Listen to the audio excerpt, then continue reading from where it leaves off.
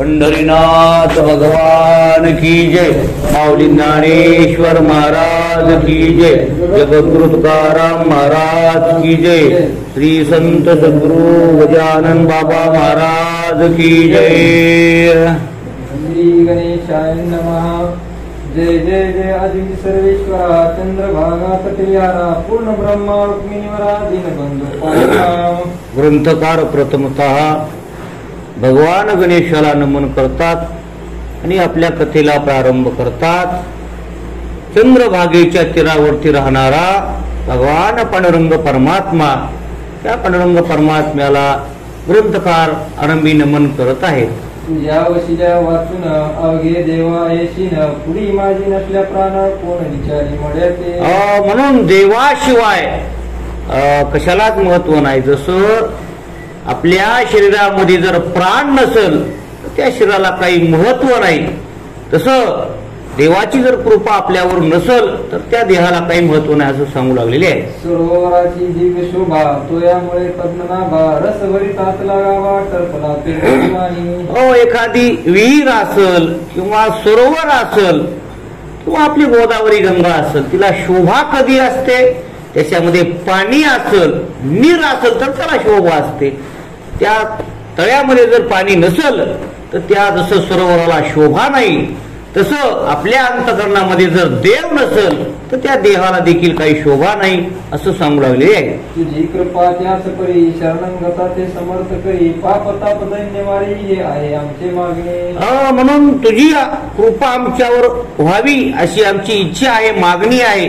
कशामुळं? तर देवा तुझी जर कृपा झाली तर पाप ताप दैन्य जाय उठा उठी झाली या भेटी हरिदासाची। म्हणून भगवंताची भेट झाली, संतांची भेट झाली की आपल्या पाठीमागचं सर्व दुःख दैन्य पाप नाहीस होतं। म्हणून त्या भगवंताच्या कृपेची मागणी या ठिकाणी करत आहेत। मागले अध्यायी झाले कथन, समर्थ गेले निघून तेने बंकटलाला लागून हुरहुर वाटू लागली। हो, कालच्या अध्यायामध्ये काय कथन झालं तर असणारे श्री गजानन महाराज हे कालच्या अध्यायामध्ये अवतीर्ण झालेले आहेत आणि त्या पत्रावळीवरती बसून ते उष्ट खाऊ लागलेले आहेत। त्या ठिकाणी ते बंकटलाल आलेले आहेत, त्यांनी बघितलं आणि असणारा तो प्रसाद त्यांना आणून दिलेला आहे। त्यांनी तो प्रसाद खाल्ला, त्यांचा संवाद त्या ठिकाणी झालेला आहे आणि त्याच अवस्थेमध्ये असणारे गजानन महाराज गुप्त झालेले आहेत। इतका असणारा प्रसंग कालच्या अध्यायाच्या ठिकाणी झालेला आहे। गोड न लागे अन्न पाणी समर्थांचा ध्यास मनी, न हाले दृष्टीपासून गजानन रूपते। म्हणून गुप्त झाले। हे बंकटलालानं बघितलं की अचानक असणारे गजानन महाराज गुप्त झाले, कुठं गेले त्यांना कळत नव्हतं। म्हणून त्यांची अशी अवस्था झालेली आहे, बैचेन असणारी अवस्था त्या बंकटलालाची झालेली आहे। जिकडे पाहे तिकडे भास हो लागला त्यांचा कास, याचे नाव श्रोते ध्यास उग्या नसती। ध्यास निर्माण झाला।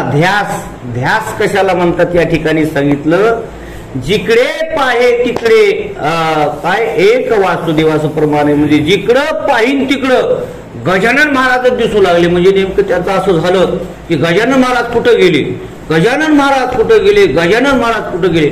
अचानक एखादं जनावर दिसलं, गजानन महाराज आहेत काय की असा भास व्हायचा। एखाद्या स्त्रीकडे बघितलं, गजानन महाराज आहेत काय की असा असणारा त्यांचा ध्यास त्या ठिकाणी बंकटलालाला झालेला आहे। चुकलेल्या धेनूची वत्स शुद्ध करीसाठी तैशी बंकटलालाची स्थिती झाली।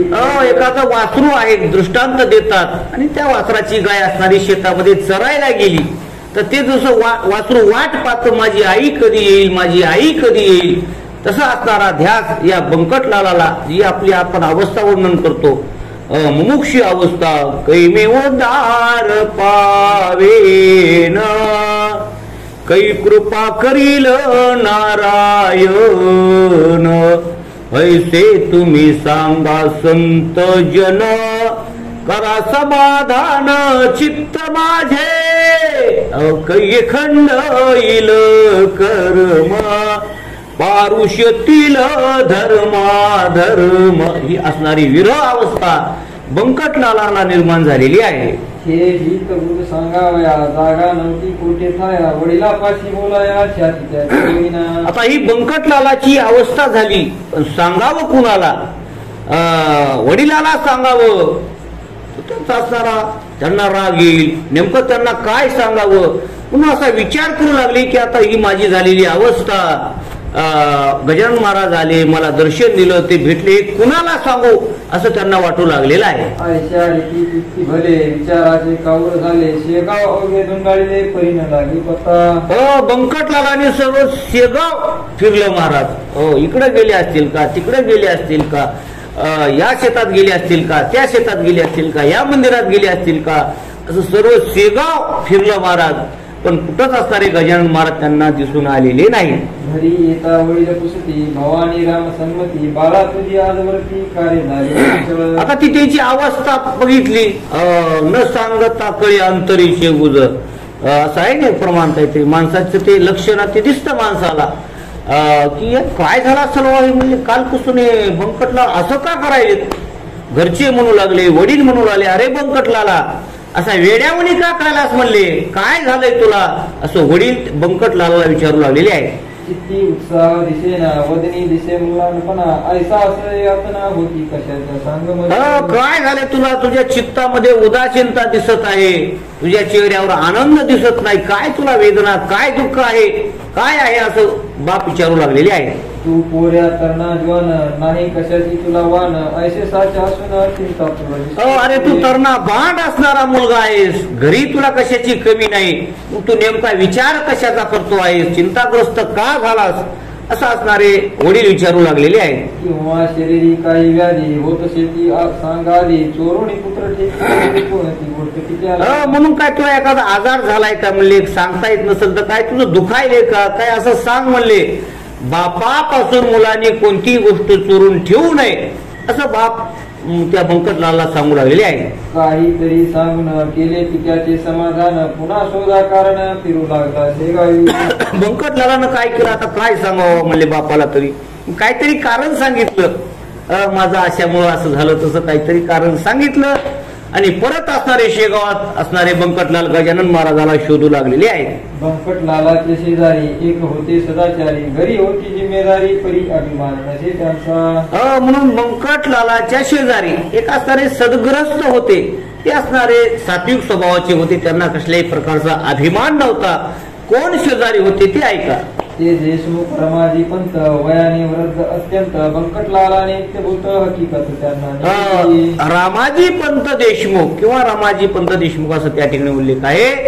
पण हे देशमुख असणारे पंत यांना वाटलं त्यांना आपण सांगावं आपली अवस्था झालेली, म्हणून असणारे बंकटलाल त्या रामाजी पंताकडे गेलेले आहेत.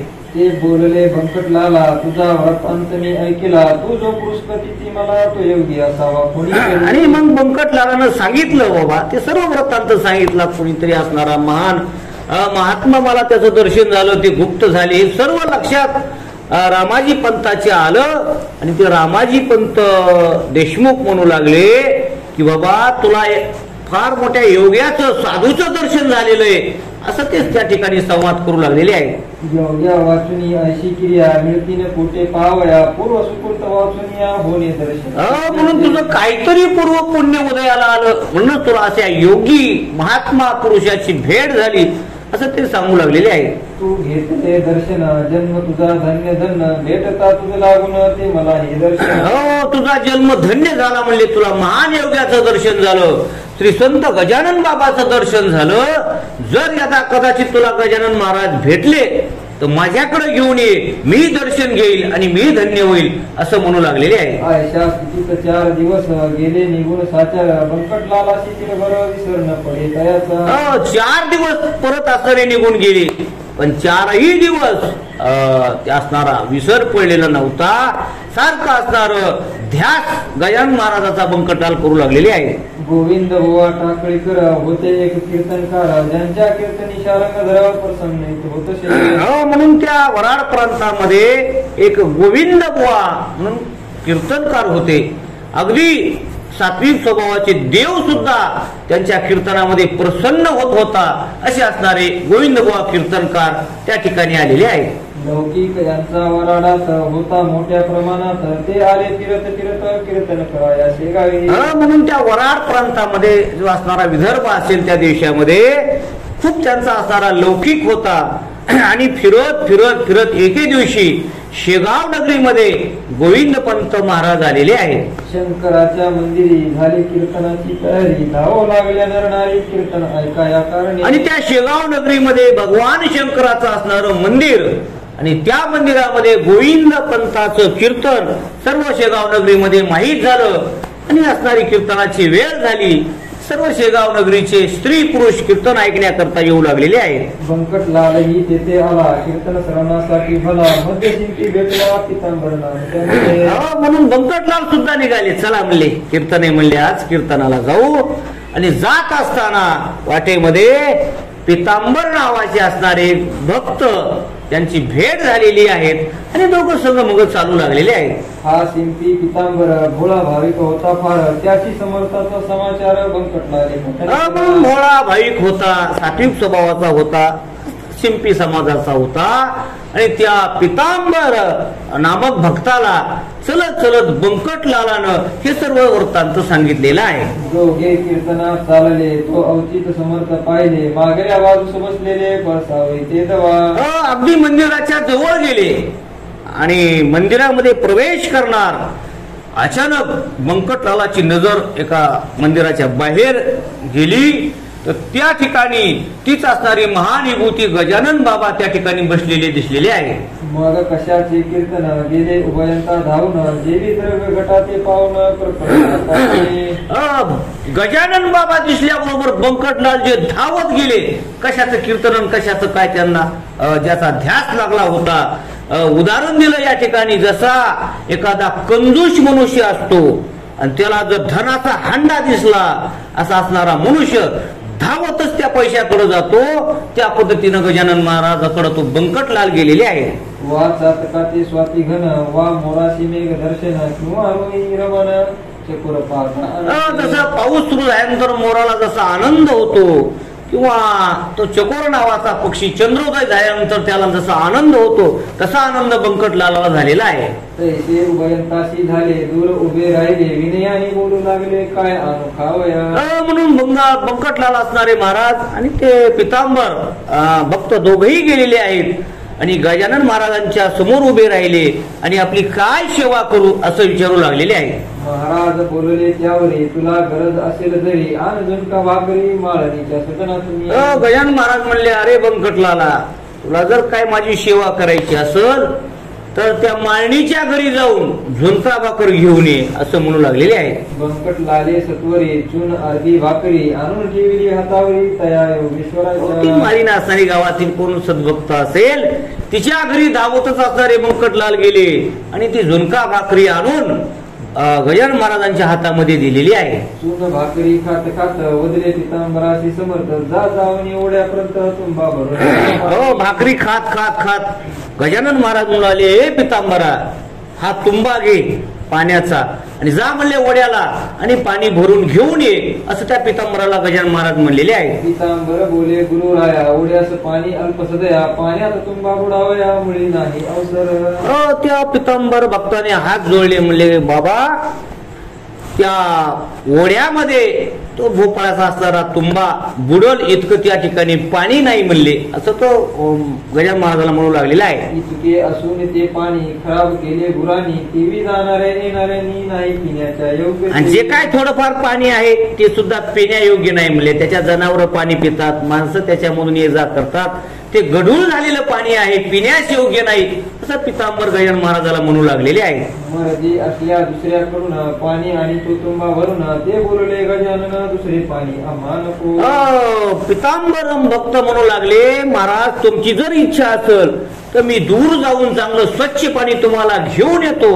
यावर गजानन महाराज काय म्हणू लागलेले आहेत ऐका. नाल्याचेच पान पाणी आत तुंबा बुडवून, उगीच ओंजळी ओंजळीनी तुंब्यात पाणी भरू नको. गजानन महाराज म्हणले, पितांबरा, आगाव बोलू नको, काय नको, तू नाल्याच्या ठिकाणी जा आणि तुंबा बुडवून घेऊन ये. असं ओंजळीनं देखील त्याच्यामध्ये पाणी भरू नको, तुंबा बुडूनच पाणी घेऊन ये असं म्हणू लागलेले आहे. तुंबा घेऊन पितांबर तात्काळ गेला नाल्यावर, तुंबा भरला नीर पोटेन त्याने पाहिले.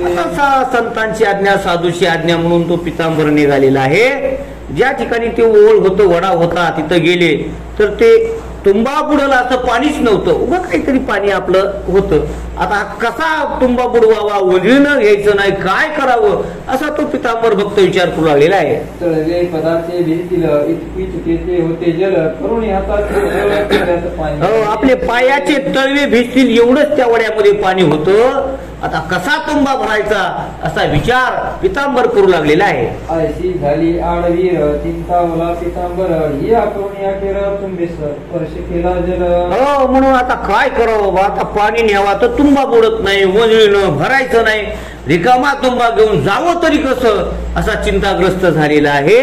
आणि तो तुंबा बुडवण्याचा प्रयत्न करू लागले, पण कुठंच तुंबा बुडत नव्हता. पण त्या तुंब्याचा स्पर्श, त्या भोपळ्याचा स्पर्श त्या पाण्याला झाला आणि काय चमत्कार झालेला आहे. तो ऐसे झाले अगटित तुंबा ठेवावा जेत जेत तो बुडे तेत तेत कळगा पडून बुड्याला. तुंबा जसा पाण्यात बुडविला की जिथं तुंबा बुडवितील तिथं तो पाणी बुडायचा आणि बुडबुड बुडबुड भरायचा. इथं बुडून बघितला पाणी तर काही दिसत नव्हतं बोटभर, पण बुडीला की तुंबा बुडायचा असा चमत्कार त्या ठिकाणी होऊ लागलेला आहे. नाल्याचे घाण जीवन तुंब्यात स्फटिका समान आले तसे पाहुणा शिंपी चिंपी. त्या नाल्यामध्ये गढूळ पाणी होतं, पण तुंब्यामध्ये एकदम स्वच्छ पाणी भरल्या जात होतं. हा चमत्कार त्या ठिकाणी पितांबर पाहू लागलेला आहे. तो म्हणे ही ऐशी स्थिती की आज झाली निश्चिती की योगेश्वराची सात शक्ती संशय येते धरणे नको. म्हणून पितांबर म्हणू लागला ही असणारी योगी पुरुषाची गजानन महाराजांची शक्ती आहे म्हणले. आता त्या ठिकाणी कसलाही आपण संशय घ्यायचा नाही असं म्हणू लागलेला आहे. तुंबा आणून ठेविला योगेश्वराची सानिध्याला त्याचा समर्थ स्वीकार केला झुणका भाकर ठेविल्यावर. म्हणून त्या ठिकाणी तुंबा भरून आणलेला आहे, स्वामींच्या समोर ठेवला आणि भाकरी त्या ठिकाणी गजानन महाराज खाऊ लागलेले आहे. बंकट लालाची सुपारी मागते झाले साक्षात्कारी अरे माळीच्या भाकरीवरी माझी. झुणका भाकर खाल्ली, पाणी प्यालं आणि नंतर गजानन महाराज बंकट लाला म्हणू लागले, हे बंकट लाला अरे तुझ्या पदरचं काय देतो का काय म्हणजे तसं म्हणले, तू काय लोकांच्या जीवावर हे करतो का काय म्हणले, तुझे स्वतःच काहीतरी मला खायला आण ना, सुपारी आण म्हणले, तुझ्या घरून सुपारी आण असं म्हणू लागलेले आहे. काढ सुपारी खिशातून फोडून दे मग कारण ते कथा समाधान बंकट लाला सुद्धा. तुझ्या खिशातली सुपारी काढ म्हणले, सगळं लोकांचं घेऊन चालायला म्हणले, तू तुझं स्वतःच काहीतरी मला दे, सुपारी काढ तुझ्या खिशातली असं गजानन महाराज बंकट लाला म्हणू लागलेले आहेत. सुपारीच्या बरोबरी दोन पैसे हातावरी ठेविता झाला व्याग्रांबरी हुंदडी तांब्याचे. म्हणून त्या ठिकाणी आता सुपारी तर नव्हती. मग पितांबरानं काय केलं, त्या खिशामध्ये हात घातला आणि पहिल्या काळामध्ये जे तांब्याचे नाणे होते काय ते तसले असणारे एक दोन नाणे सुपारीच्या आकाराचे त्या गजानन महाराजाच्या हातावर ठेवले. सुपारी नाही ठेवली, पैसे ठेवले दाक्षाना. हरपू दुदुडी व्याग्रांबरी ही मुसलमानी नाणी सारी चालत होती व्यवहारी तया वराडात. आता त्या काळामध्ये 1800चा काळ असणारा खडकी दुदुंबी वराडी ते काय असणारे नाव घेतलेले ते पहिलीच्या काळामध्ये नाणे आणि ते असणारे नाणे त्या ठिकाणी ठेवलेले आहेत. पैशा प्रति पाहून महाराज बोलले हसून काय व्यापारी समजून मधला तू देतो. आता आज त्या गजानन महाराजांनी केला आणि त्याच्यामध्ये पितांबरानं सुपारी म्हणून ते रुपया ठेवला त्या पहिल्या काळातला. गजानन महाराज म्हणले, अरे मला काय व्यापारी समजायलाच का म्हणले, हो माझ्या हातात पैसे ठेवलेस, सुपारी ठेव सुपारी असं म्हणू लागलेले आहे. हे नाणे तुमचे व्यवहारी मला त्याची जरुरी भावभक्ती नाण्यावरी संतुष्ट. अरे मी काय कलियुगातला संत आहे का पैशावर संतुष्ट व्हायला, तुमच्या पैशाची मला गरज नाही म्हणले, मला भावभक्तीची सुपारी पाहिजे असं म्हणू लागलेले आहे. ते तुझ्या जवळ होते म्हणून भेटलो पुन्हा तू ते याचा विचार चित्ता ते करी म्हणजे कळेल. तुझ्या जवळ सुपारी होती पण कोणती, भावभक्तीची होती, विश्वासाची होती, तुझ्या सात्विक स्वभावाची होती, पूर्व पुण्याची सुपारी तुझ्याजवळ होती म्हणून माझी तुला भेट झाली असं गजानन महाराज त्या बंकटलाला आणि पितांबराला म्हणू लागलेले आहे. जा आता कीर्तन दोघे जाऊन त्रास रवण मी लिंबापाशी बैसून कथा त्यांची अशी क्रिया असणारी केलेली आहे. आणि म्हणले जा आणि आता कीर्तन दोघ जण ऐका म्हणले, मी याच ठिकाणी बाहेर बसून आता कीर्तन ऐकणार आहे असं गजानन महाराज बंकटलाला आणि पितांबराला म्हणू लागलेले आहेत. दोघे कीर्तनाप्रती आले महाराज लिंबापाशी बसले गोविंद बुवाचे सुरू झाले आरंभीचे निरूपण. म्हणून दोघेही गेलेले आहेत आणि कीर्तनाला सुरुवात झाली महाराज. आणि आरंभी आवडी आदरे आले नाम ते तेने सकळ सिद्धी जगी झाले पूर्ण काम आरंभ त्या ठिकाणी कीर्तनाला झालेला आहे. निरोपणासी भागवताचा घेतला होता एक साचा श्लोक दशकंद गीता मधील. गोविंद पंतांनी कीर्तनासाठी भागवतातील एक असणारा श्लोक त्या ठिकाणी घेतलेला आहे. भुवानी पूर्वार्ध विषेद केले त्यांचा उत्तरार्ध समर्थ बदले ते ऐकून घोटाळले गोविंद भुवा मनात. आता ते असणारे श्लोक संस्कृत असतील. ते पूर्वार्ध गोविंद बुवानी म्हटलं आणि त्याचा उत्तरार्ध तिकडून लिंबाच्या झाडाखालून गजानन महाराजांनी म्हटलं. तिकडून आवाज आल्याबरोबर गोविंद पंत हो अशी त्यांची अवस्था झालेली आहे. कोण महात्मा असेल असं त्यांना वाटू लागलेलं आहे. हा उत्तरार्ध वदनारा पुरुष अधिकारी दिसतो खरा जा त्या घेऊन या मंदिरा कीर्तन श्रवणास. अरे गोविंद बुवा म्हणू लागले ज्या या श्लोकाचा उत्तरार्ध त्या सत्पुरुषानं म्हटला कुणीतरी महात्मा आहे योगी आहे अरे जा त्यांना इकडे घेऊन या असं गोविंद बुवा म्हणू लागलेले आहे. बंकटलाल पितांबर अनेक मंडळी निघाली तर समर्थाशी साचार बंकटलाल पितांबर दुसरी 4-5 मंडळी गजानन महाराजांच्या जवळ गेले आणि म्हणू लागले तुम्हाला गोविंद पंतांनी कीर्तन श्रवणासाठी मध्ये बोलवलेलं आहे असं विनंती करू लागलेली आहे. केली विनंती अवघ्यानी श्रोते अति विनयनी परी बसल्या जागेपासून मुळीन महाराज हलले हो. आता गजानन महाराज म्हणू लागले बाबा तुम्हाला विनंती आहे आमची चला. पण गजानन महाराज त्या ठिकाणून हल्लेच नाहीत. काय बोलले आहेत ते ऐका. गोविंद बुवा अखेरा येऊन जोडती झाली कर कृपा करावी एक वार चला शिवांच्या. प्रत्यक्ष गोविंद पंत स्वतः कीर्तनकार असणारे त्या ठिकाणी आले ज्यांच्यावर भगवंताची कृपा आहे असं आपण सुरुवातीला ऐकलं. असे गोविंद पंत त्या ठिकाणी आले आणि श्री संताची माथा चरणावरी साष्टांग हे करी दंडवत विचारू लागले महाराज अहो आपण कीर्तनामध्ये चला त्या ठिकाणी येऊन बसा मी तुम्हाला विनंती करत आहे असं गोविंद बुवा म्हणू लागलेले आहे. तुम्ही साक्षात शंकर बरे न बसणे बाहेर धन्यवाद तुम्ही मंदिर शून्य साथ. म्हणून हे भगवान शंकराचा दरबार आहे आणि भगवान शंकर जर बाहेर बसले तर त्या दरबाराला काय महत्व आहे पण तुम्ही आतमध्ये चला असं गोविंद बुवा म्हणू लागलेले आहे. पूर्व जन्मीचे पुण्य भले माझे आज उदेले म्हणून हे दृष्टी पुढे साक्षात चरण शिवांचे. पूर्व पुण्यच माझं काहीतरी पुण्य आहे ते माझं उदयाला आलेलं आहे आणि म्हणूनच तुमची मला भेट झालेली आहे म्हणून तुम्ही आतमध्ये चला अशी विनंती करू लागलेली आहे.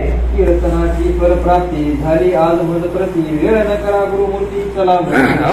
एवढ्या आयुष्याच्या आतापर्यंत मी कीर्तन केलं त्या कीर्तनाचं फल मला आज प्राप्त झालं. प्रत्यक्ष भगवान शंकर तुमच्या रूपाने मला भेटलेले आहेत तुम्ही आतमध्ये चला असं गोविंद बुवा विनंती करू लागलेले आहेत. ऐसे गोविंद बुवा बोलता समर्थ वदले तत्वता ठेवी एक वाक्यता भासनी गोविंद. आता अवलिया साधू होते महाराज ते कव्हा भडकते ना कव्हा काय करते ना काही सांगता येत नाही कारण त्यांचा असणारा स्वभाव थोडा वेगळा असतो आणि त्याच्यातून काहीतरी त्यांना बोध करायचा असतो. ते म्हणले ओ गोविंद बुवा जरा बोलण्यात आणि वागण्यात म्हणले समानता ठेवा म्हणले तुमचा समानता ठेवा काय सांगू लागले ते ऐका. इतक्यात प्रतिपादिले अवघे ईश्वरे व्यापिले आत बाहेर काही नवरले मग ऐसा हट्ट का. आता त्यांनी त्या संस्कृत श्लोकातून सांगितलं की बाबा तू आता कीर्तनामध्ये म्हटला की हरी येथे रे हरी तेथे रे म्हणजे परमात्मा आतमध्ये आहे बाहेर आहे. विठ्ठल जळी स्थळी भरला रिता ठाव नाही उरला आजिम्या दृष्टीने पाहिला विठ्ठलची विठ्ठल. तुम्ही श्लोकात म्हणलात की परमात्मा आतमध्ये आहे बाहेर आहे असं तुम्ही म्हटलात मग आता तुम्हाला परमात्मा कुठं दिसायला आहे बाहेर दिसायला म्हणजे माझ्यामध्ये दिसायला आहे मंदिरामध्ये दिसना म्हणले आणि तुम्ही कीर्तनात तर म्हटलात हरी इथंही आहे आणि हरी तिथंही आहे. मग तुम्हाला आता मी जर बाहेर येतं आतमध्ये हरी का दिसत नाही म्हणजे तुमच्या बोलण्यात आणि वागण्यात वेगळा भाव आहे असं म्हणू लागलेले आहे. जे जे दयाने सांगावे ते ते त्याने आचरावे शब्द दाचशी न करावे साधकाने. ज्यानं जे सांगावं तसं वागावं त्याला महत्व असतं महाराज नाहीतर त्याला अर्थ नाही असं सांगू लागलेले आहे. भागवताचा श्लोक सांगसी आणि त्याच्या विरुद्ध वागसी कधी करायची रिकायची बरवी नव्हे गोविंद. भागवताचा श्लोक सांगतो आणि त्या श्लोकाप्रमाणे तू वागत नाही ऐका नाही त्याला काही अर्थ नाही असं म्हणू लागलेले आहे. पोट भऱ्या कथे करी तू न व्हावे भूमीवरी जा कीर्तन समाप्त करी मी येथून ऐकतो. जा म्हणले तुझं कीर्तन समाप्त कर म्हणले. पोट भऱ्या कीर्तनकारासारखं तू करायलाच म्हणले. कीर्तनामध्ये सांगतो तुका म्हणे द्रव्य घेती आणि देती तीही नरका जाती आणि तू तर तिथूनच येतो पाकिट ठरवून. असा पोट भरून कीर्तनकार दिसतोस तू. जा म्हणे तुझं कीर्तन समाप्त कर असं ते मग त्या ठिकाणी म्हणू लागलेले आहेत.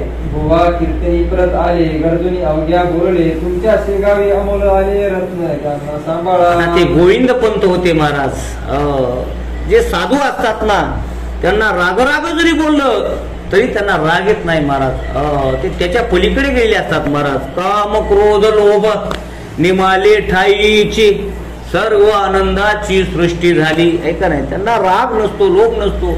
प्रेम वाढू लागलं महाराज. जसे जसे गजानन महाराज बोलू लागले तसं तसं गोविंद पंतांच्या ठिकाणी प्रेम वाढलं आणि कीर्तनाला परत आलेले आहेत. कीर्तन सुरुवात केली आणि बोलताना म्हणू लागले की अहो गावकऱ्यांनो, हे शेगाव निवासी असणारे गावकऱ्यांनो, तुमच्या गावामध्ये खूप मोठा महात्मा आलेला आहे.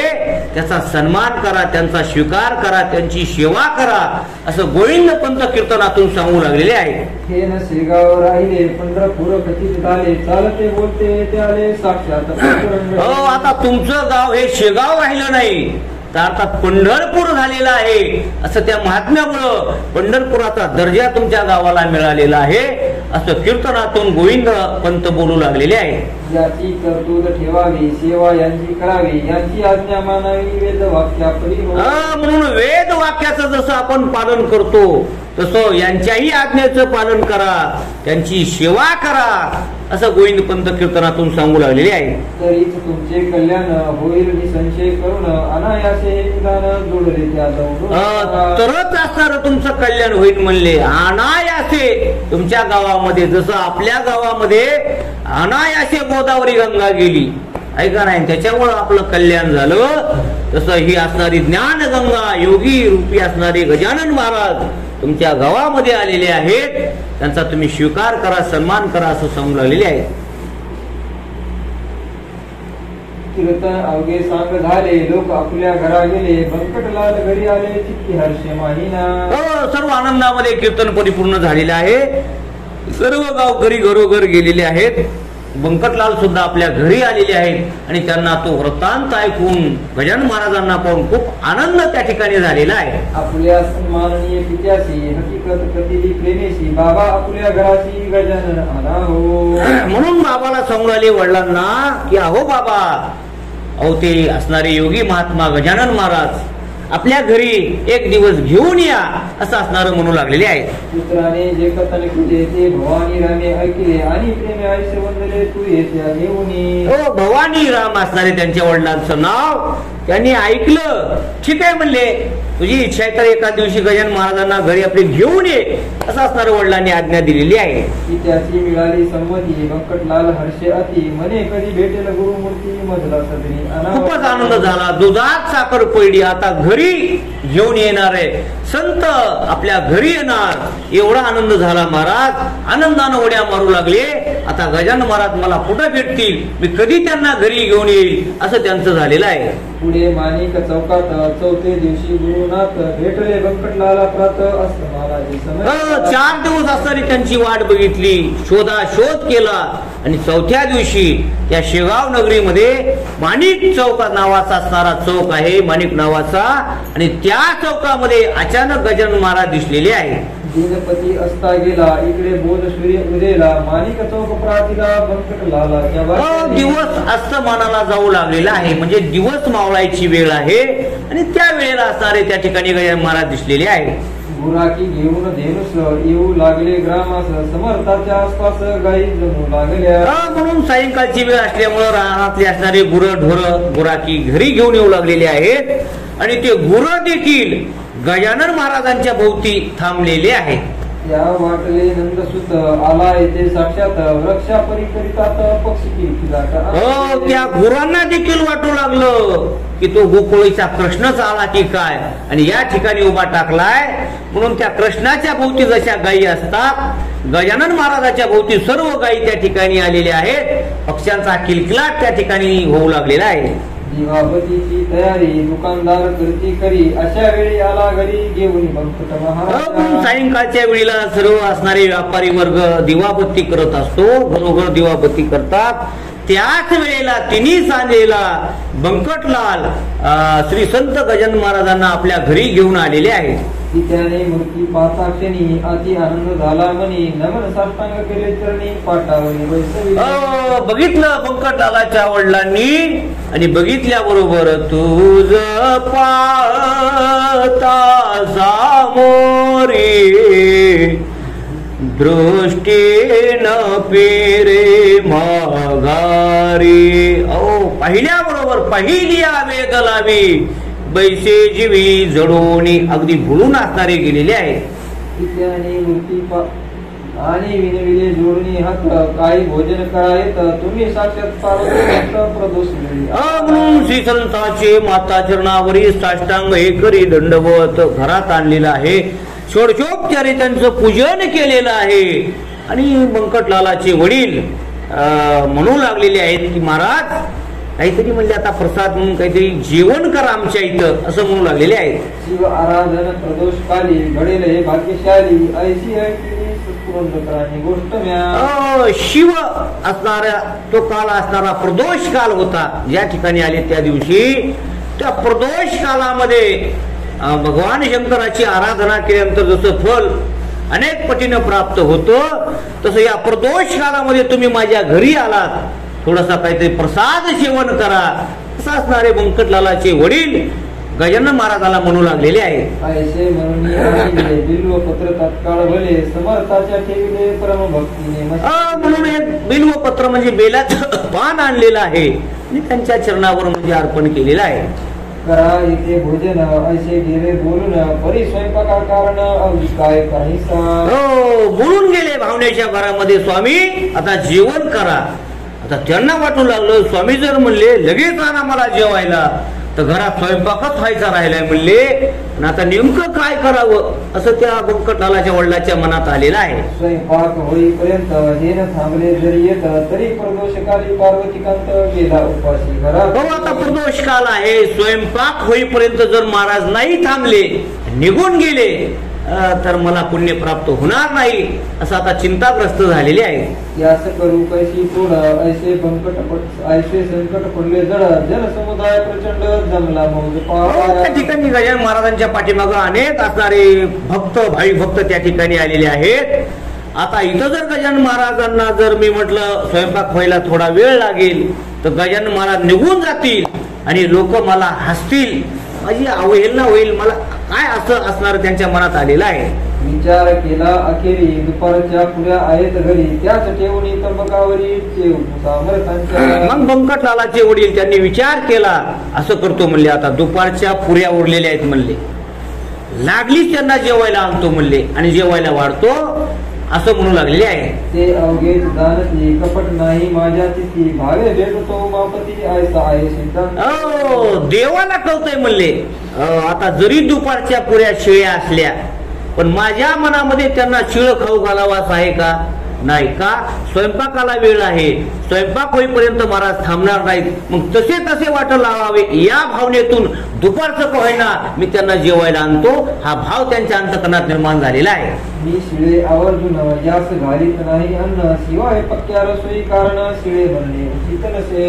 म्हणून मी काय जाणून बुजून त्यांना शिळ खाऊ घालणार नाही असा असणारा भाव त्यांच्यात निर्माण झालेला आहे. चिंतिल्याप्रमाणे तयारी तात्काळ त्याने केली करी, आणून ठेवले समोरी तबक एक समर्थान. लागलीच गेलेली आहेत घरामध्ये स्वयंपाक घरात आणि असं पत्नीला सांगितलं ताट भर म्हणून, आणि ते दुपारच्या असणाऱ्या शिळ्या पुऱ्याचं ताट भरलेलं आहे आणि गजानन महाराजांच्या समोर आणून ठेवलेलं आहे. पुऱ्या बदाम खारका केळी मोसंबी मुळे देता, भाला प्रती लाविला बुका कंठी घातला पुष्पा. म्हणून पुऱ्या आणलेले आहेत, अनेक प्रकारचे त्या पदार्थ त्याच्यामध्ये जे आपण या ठिकाणी श्रवण केले, बदाम असतील, खारका असतील, काजू असतील, हे सर्व असणारे पदार्थ आणलेले आहेत आणि गजानन महाराजांना बुक्का लावून त्या ठिकाणी जेवण्यास सांगितलेलं आहे. गुरुमूर्ती प्रसन्न चित्ते अवघे झाले शिवते जे जे पडेल पात्रात ते खाती भराभरा. प्रसन्न झाले गजानन महाराज, जे जे पात्रामध्ये असल ते आनंदानं आणि प्रेमाने खाऊ लागलेले आहे.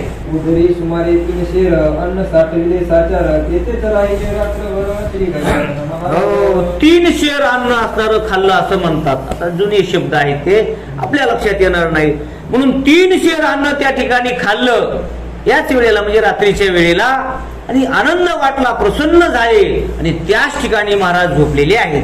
बंकट लाले दुसरे दिवशी मंगल स्नान समर्थांशी घातले असे अतिहर्षी तोंड थाटवर नव्हे. सकाळी पहाटे गजानन महाराज उठलेले आहेत. सुंदर असणार त्यांना स्नान त्या ठिकाणी घातलेलं आहे. घागरी सुमारे 100 उष्णोदकाचा साचार पाणी घालती नारी नर मन माने. गावातले असतील, शेजारचे असतील, घरचे असतील, 100 घागरी अशा गरम पाण्यानं केलेलं पाणी आणि त्यांच्या अंगावरती टाकू लागलेले आहेत. कुणी साबण लावू लागलं, कुणी उठणं लावू लागलं आणि त्यांची चोळू लागले.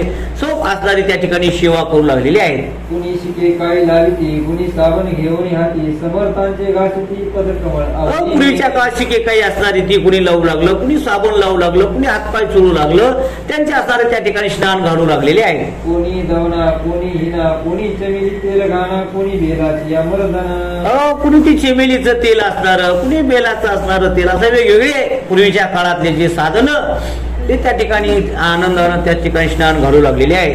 नाना परी त्यांचे वर्णन कोण करी बंकट लालाची आगरी उणी नव्हती. आता बंकटलाल हे श्रीमंत होते महाराज. आपण जसं ऐकलं सुरुवातीला, व्यापारी होते, शेरजी होते. ते त्यांच्या घरी कसलीच उणीव नव्हती महाराज, म्हणून त्यांची सुंदर असणारी त्या ठिकाणी सेवा होऊ लागलेली आहे. स्नान विधी संपला पितांबर तो नेसविला अति सन्माने वैशिविला योगी राजगादी. स्नानाचा कार्यक्रम झालेला आहे. गजानन महाराजांना पितांबर नेसवलेलं आहे आणि गजानन महाराज त्या ठिकाणी बसलेले आहे. भाली गंध केसरी गळ्यात हार नाना परी कोणी तुळशी मंजिरी वाहू लागले. दर्शन घेऊ लागले, कोणी हार घालू लागले. त्या ठिकाणी असणारी त्यांची त्या ठिकाणी दर्शन कोणी घेऊ लागलेले आहे. नैवेद्य नाना परीचे झाले समर्थार्पण साचे भाग्य त्या बंकट लालाचे खचित आले उदयाला. म्हणून कुणी नैवेद्य त्या ठिकाणी आणू लागलेले आहेत. असणार त्या बंकट लालाच्या घरी गजानन महाराज आले म्हणजे काहीतरी त्यांचं पूर्व पुण्य उदयाला आलं असं असणारे ग्रंथकार दासगणू सांगू लागलेले आहेत. ते बंकट लालाचे घर झाले द्वारका साचार तयादिनी सोमवार वार शिवाचा होता हो. म्हणून बंकट लालाचं घर म्हणजे द्वारका नगरीच झाली. जसं द्वारकेला श्रीकृष्ण आणि रुक्मिणी माता राहतात असणार त्या पद्धतीनं द्वारका नगरी त्या ठिकाणी झालेली आहे. या मंडळीने आपले मनोरथ ते पूर्ण केले एक मात्र त्यातून निवडले इच्छा म्हणून सर्व त्या ठिकाणी आले. आपण आपल्या पद्धतीनं गजानन महाराजांची सेवा केली, पण एक असणारे सद्भक्त राहिले. काय नाव त्याचं सांगितलं? इच्छाराम नावाचे शेठजी आता त्या ठिकाणी सेवेपासून वंचित राहिलेले आहेत. आता काय झालेलं आहे ते ऐका. हा चुलत बंधू बंकटाचा होता भाविक मनाचा भक्ता शंकराचा त्याची सेवा केली.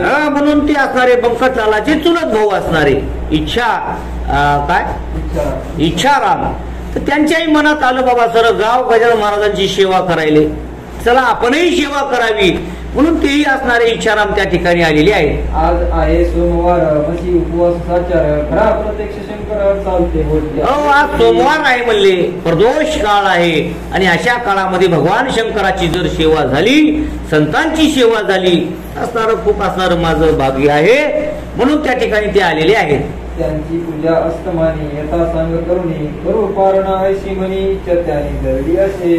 म्हणून त्या ठिकाणी असणारी सेवा त्या ठिकाणी करण्याकरता आलेली आहे.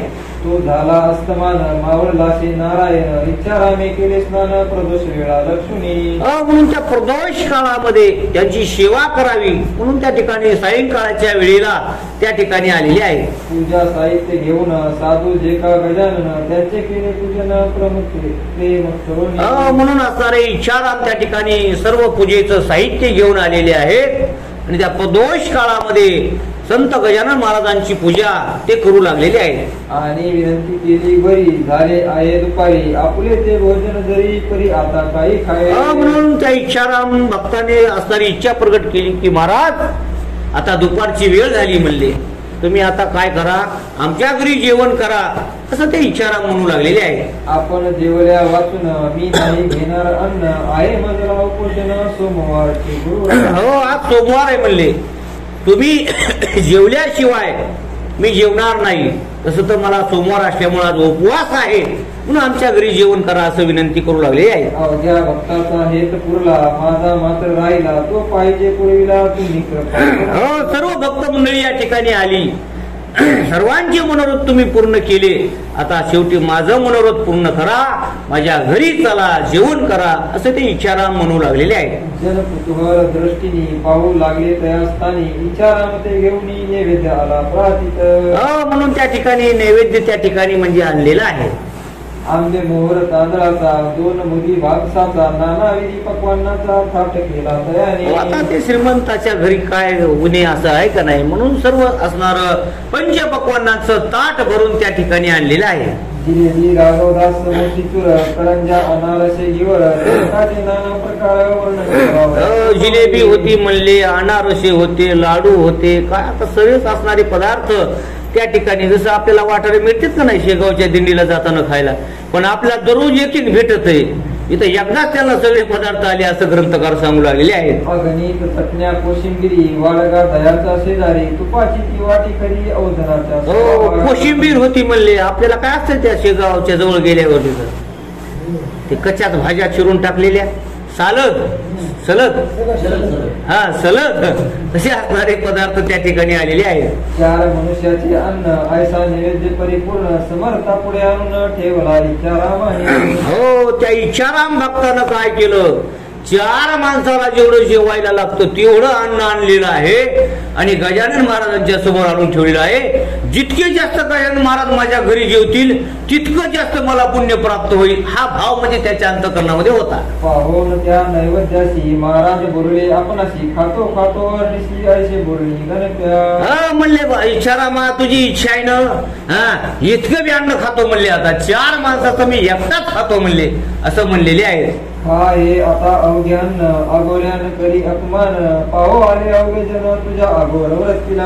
हो म्हणले, आता तुझा अपमान मी करीत नाही म्हणले. आता लोक त्या ठिकाणी जमा झालेले होते महाराज, आणि तेवढं असणारं घेतलेलं ताट त्या ठिकाणी गजानन महाराजांना घेतलेले आहेत आणि अघोऱ्यासारखं त्या ठिकाणी खाऊ लागलेले आहेत. महाराज भोजने बसले, अन्न अवघे पार केले, पातळीनं काही ठेवले, मीठ लिंबू चाटून पुसून खाल्लं म्हणले, मीठ पण शिल्लक ठेवलं नाही म्हणले. मिठा सगळं धुवून पुसून ताट म्हणजे त्या ठिकाणी 4 माणसाचं अन्न एकट्या गजानन बाबांना खाल्लेलं आहे. आग्रहाचा प्रकार काय होतो अखेर, हे दावण्यासाचार कौतुक केले गुरु. आता याच्यातून गजानन महाराजाला काय लीला दाखवायची होती, आपण घरी पाहुणे आल्यानंतर म्हणतो का नाही, घ्या एवढी घ्या एवढी घ्या, घ्यावाच लागती. मग असा आग्रह केल्यावर त्याचा परिणाम काय होतोय हे सांगण्याकरता हा सारा दृष्टांत गजानन महाराज लीला करू लागलेले आहे. उलटी झाली, खाल्ल्या अन्नाची ती बली, अशीच गोष्ट होती केली श्री रामदासी एकदा. आणि मग गजानन महाराजांना काय लीला केली, जेवण झालं आणि जेवण झाल्याबरोबर जीत उलटाय सुरुवात केलं, भाड भाड भाड भाड. जितकं अन्न खाल्लो का तितकं असणारं खाली त्या ठिकाणी म्हणजे माणसं बसलेली आहेत, भक्तगण आहेत आणि सर्व आचार्य त्या ठिकाणी वांती केलेली आहे.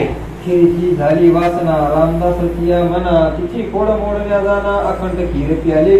ग्रंथकार दृष्टांत देतात, रामदास स्वामीला खीर खाऊ वाटू लागली, खीरच ना, कोणी कडी म्हणतं समजा, आणि ती कडी पिण्याकरता किंवा खीर खाण्याकरता त्यांना ती वासनाची इच्छा कितीच खाऊ की माणसाला एखादं आवडणारा पदार्थ कितीच खाऊ असं होतं.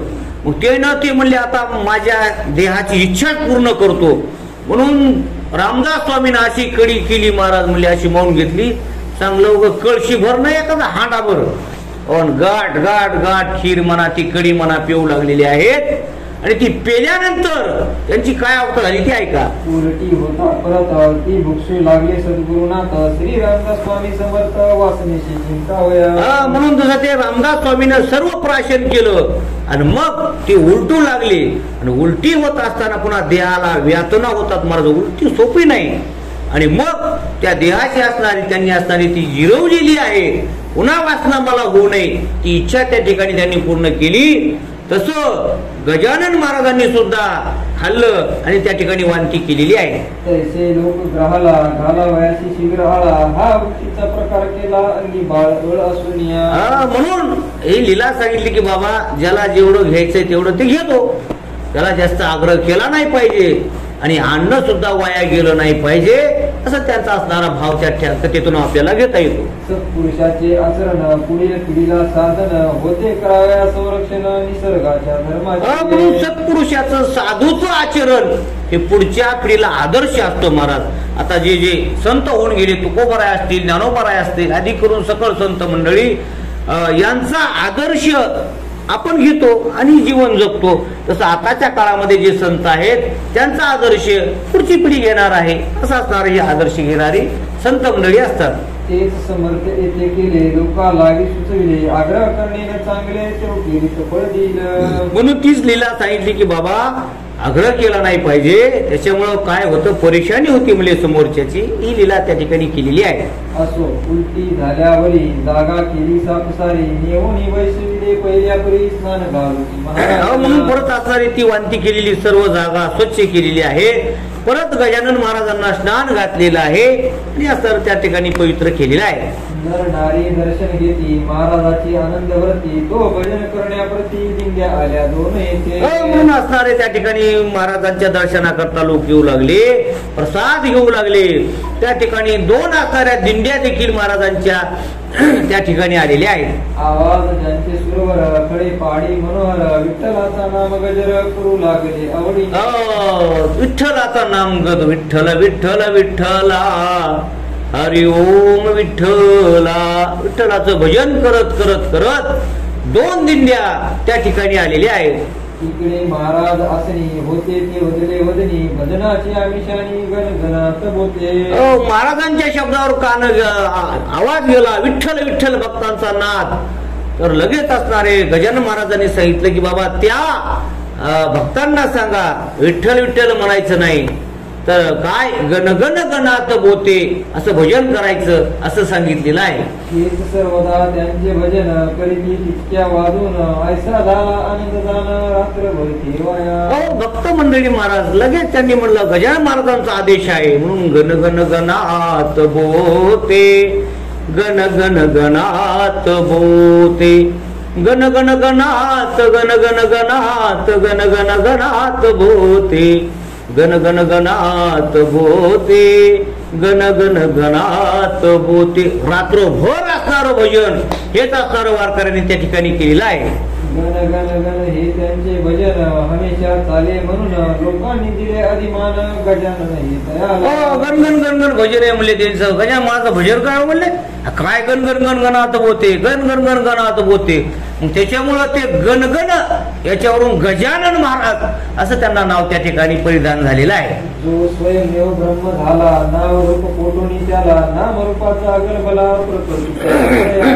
जे स्वयं निर्माण झालेला आहे त्याला कशाचं नाव आलं. उपजलिया बाळकाशी नाव नाही ते पाशी ठेविलेनी नावेशी हो देत उठी. जन्मलेल्या बाळकाला नाव नसतं, काहीतरी ठेवावं लागत असतं. तसं गजानन महाराजांना हे नाव म्हणजे प्राप्त झालेलं आहे. अस्ति भाती प्रिया ठाई योगेश्वर निवड राई त्या आनंदान वर्णवे काही त्यांची उपमा त्यालाच असे. म्हणून संतांचं वर्णन करता येत नाही. महाराज असणार त्यांचं असणार ते अमर असतात. महाराज अमरा हा खरे की पहा खोटे हे न मना देह माझा ऐसा मग बरोबर कळेल असे असणारे जे अगाध लीला त्यांची असते.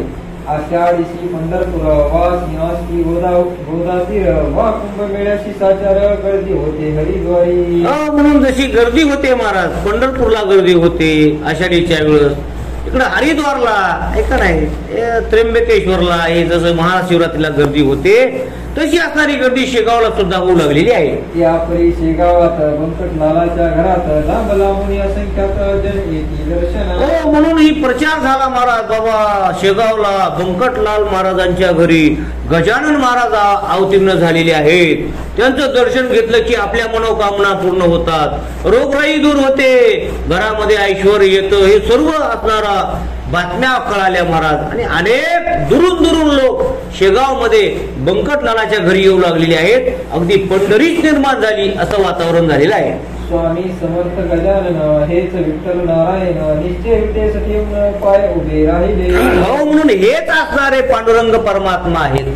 तिथं नुसते विटेवरती पाय आहेत म्हणले, पण पांडुरंग शेगावलाच आलाय असं ग्रंथकार सांगून आलेले आहेत. त्यांचे वचन गोदातीर आनंद हा हरिद्वार गद बदले शेगाव नगर सदन रावळ. म्हणून असणारे सर्व दत्तात्रय भगवान हेच आहेत, भगवान शंकर हेच आहेत, पंढरीचे पांडुरंग हेच आहेत असं असणारं वर्णन करू लागलेले आहेत. जो ब्रह्मपदा पोचला जात कोटणी उरली त्याला सूर्याची या प्रकाशाला अवघेच आहे. जसं सूर्याला सगळं सारखंच आहे महाराज, त्याला भेदभाव नाही. जसं ब्रह्माला जसं भेदभाव नाही तसं असणारे भगवत स्वरूप असणारे श्री संत गजानन महाराज आहेत. नित्य यात्रा नवी समा साधना होती पायी त्यांचे वनिताशी तपून जाई निशंशय. म्हणून असणारी त्या ठिकाणी त्यांची आराधना भक्ती त्या ठिकाणी समाज करू लागलेला आहे. तेथे माझा पाड कोण मी कितिका समान अवघे वदले गजानन निमित्त करू माझ्या. हो, म्हणून अशा सत्पुरुषाचं वर्णन करायला मी काय फार मोठा नाही म्हणले, पण त्यांच्याच कृपेनं मी हे वर्णन करत आहे. किंवा गजानन महाराजच माझ्या अंतःकरणामध्ये बसून समाजाला सांगण्याकरता हे लिखाण करत आहेत असं दास गणू महाराज म्हणू लागलेले आहेत. समर्थाची दिनचर्या सांगतो थोडी या ठाया अगाध त्यांचे चरित्र गाया मग म्हणून त्या समर्थ असणारे श्री संत गजानन महाराजांची दिनचर्या कशी आहे म्हणले, थोडक्यात सांगतो ती ऐका म्हणले. कधी करावे मंगल स्नान कधी हळात जाऊन कधी कधी प्राशन करावे गढूळ जलांचे. कधी कधी म्हणले स्नान करायचं लवकर शुद्ध पाण्यानं, कधी कधी म्हणले अग्नी जर असेल अग्नीवरती जाऊन बसायचं म्हणले. कधी कधी गढूळ पाण्यानं स्नान करायचं. असा असणारा त्यांचा अवलिया साधू योगी महापुरुष आहेत ते. म्हणून त्यांच्या जसं त्यांना मनामध्ये येईल तशी क्रिया ते करत असतात. त्यांच्या दिनचर्येचा नियम नव्हता एक साचा वायुवतीचा न ठेवायच कोणाशी. जसं वारा कधी असा वाहतो कधी असा वाहतो कधी असा वाहतो तसं त्यांच्या दिनचर्येचा नियम नव्हता. जसं वारकऱ्याचा नियम आहे, सकाळी उठलं की स्नान करणं, हरिपाठ करणं, पूजा करणं, ज्ञानेश्वरी वाचणं, गाथा वाचणं असा नियम आहे. पण गजानन महाराजांच्या भक्तीचा म्हणजे त्यांच्या जो योगी महापुरुष त्यांच्या जीवनाचा असा काही नियम नव्हता. जसं मनामध्ये येईल तसं ते करत होते. शिलनीवरी प्रेम भारी ती लागे वरच्यावरी नव्हती आशक्त तिच्यावरी ती केवळ कौतुक. म्हणून चिलीम ओढायचे म्हणले, ती जवळ असायची, ती काय त्यांना व्यसन नव्हतं, पण ती असणारी त्यांची असणारी चिलीम शोभा म्हणून त्या ठिकाणी होती. असो आता पुढील अध्याया भाव ठेवा ऐकावया आणि पर्वणी साधावया वेळ करू नका हो. म्हणून ही असलेली पर्वणी आलेली आहे. हे संत गजानन महाराज चरित्र एक वाचन आणि या ठिकाणी निरूपण एक संधी आपल्याला प्राप्त झालेली आहे. ही तुम्ही संधी दवडू नका, श्रवण करा असं दास गणू महाराज सांगून राहिलेले आहे. हे श्री गजानन चरित्र आदर्श हो भाविका प्रांत.